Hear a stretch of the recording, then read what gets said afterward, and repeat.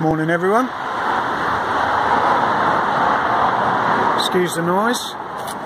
Right, today we are doing quite an extreme treatment of a lawn. The customer has suffered very badly with moles, which I will show you in a moment. But we are putting down worm cast suppression, an incredibly extreme way to control moles. There's very little scientific evidence, apart from within the lawn care community and the landscaping community, greenkeepers specifically, that this type of treatment does deter moles. As you can see, this symbol here, very, very dangerous. This is on a carcinogenic list, this ingredient which is called Carbendazim, which has been widely available for many years. Regulation have tightened down the use and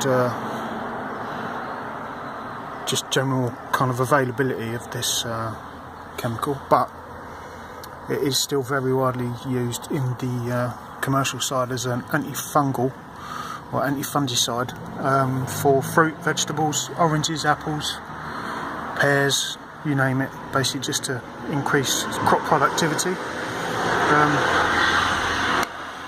As you can see,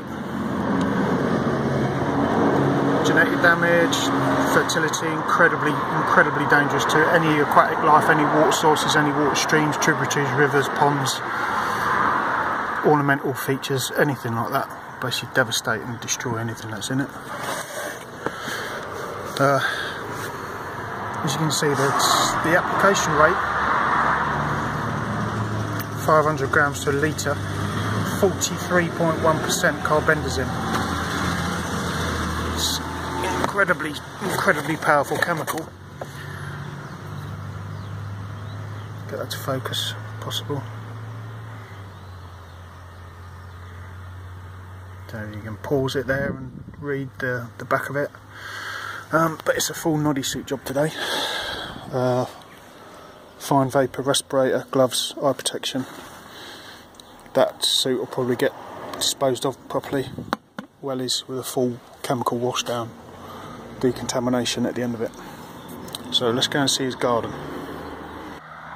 Okay, this is a gentleman's garden. It was cut 2 days ago in preparation for this application of Carbendazim. As you can see, pretty badly devastated. It's not the worst it's been.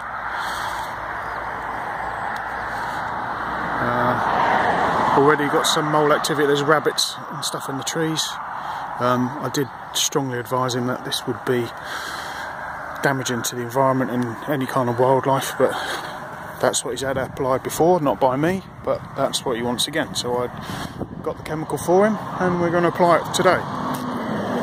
I didn't bring my tripod because of any drift, even though the wind's getting up. Need to look at that in a moment. It's a very important thing to bear in mind when you're applying a chemical like this, is for spray drift. But as a topical application for repelling moles, it's very suspect, but there has been unconfirmed reports that this has worked in the past. So basically the principle is Carbendazim sprayed on the top, it creates a protective barrier or an irritating barrier to the worms. Of all the 25 worm types that are in the UK at the moment, I think there's only 4 or 5 that produce worm cast.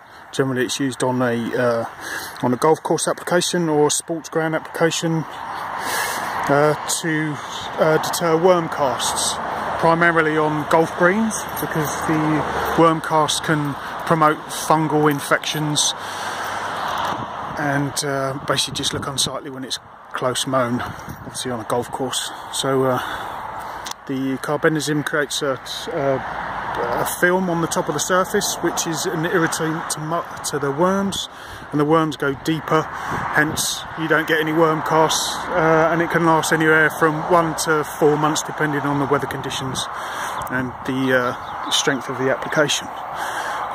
But there has been very limited research into the fact that Carbendazim irritates the worms. The worms are then coated in the Carbendazim, the moles eat the worms go away, hence you get no moles. But as I say, I've done quite a lot of research into this over the last few months, just to make sure that the application was safe and appropriate.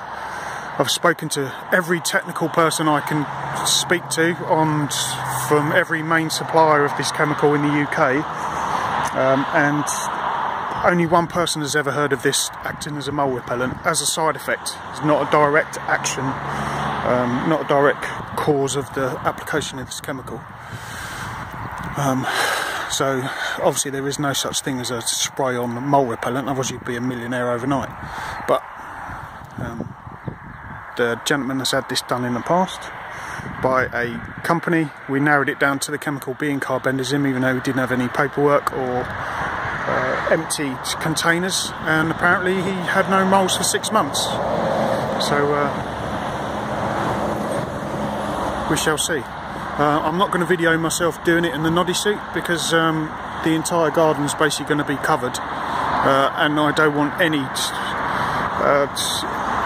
spray to get on my equipment, especially my tripod, and then I'm having to wash it down. Very busy road there. If there is any breeze, it's coming into my face, so there isn't going to be any broadcast spread onto incoming traffic, especially that poor motorcyclist just gone past. Get a face full of that. But yeah, as I say, it's incredibly dangerous stuff, and the lawn isn't even that great, to be honest, but we shall see. That's what the customer wants. In this case, it's one of those cases where the customer is not always right, but he wanted it doing. I said I had a spraying certificate, so I wanted to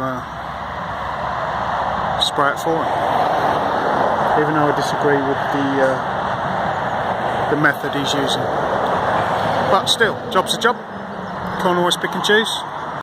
Okay, so that's the treatment applied.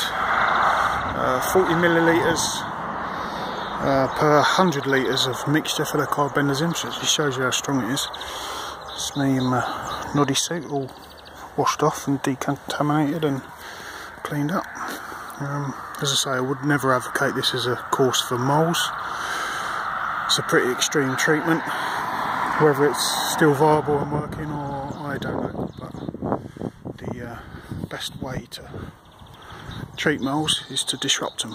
Cut every day, verticut, holotine, solid tine, aerate, fertilise, just disrupt them as much as possible. They like a nice quiet life, and the more you can do to disrupt that, the less moles you will have. Or you can trap them and release them. So yeah, anyway, thought it'd be quite interesting to make a video on this today, since it's a very rare occurrence to apply something like this. As I say, spray on mole repellent. Take care, bye bye.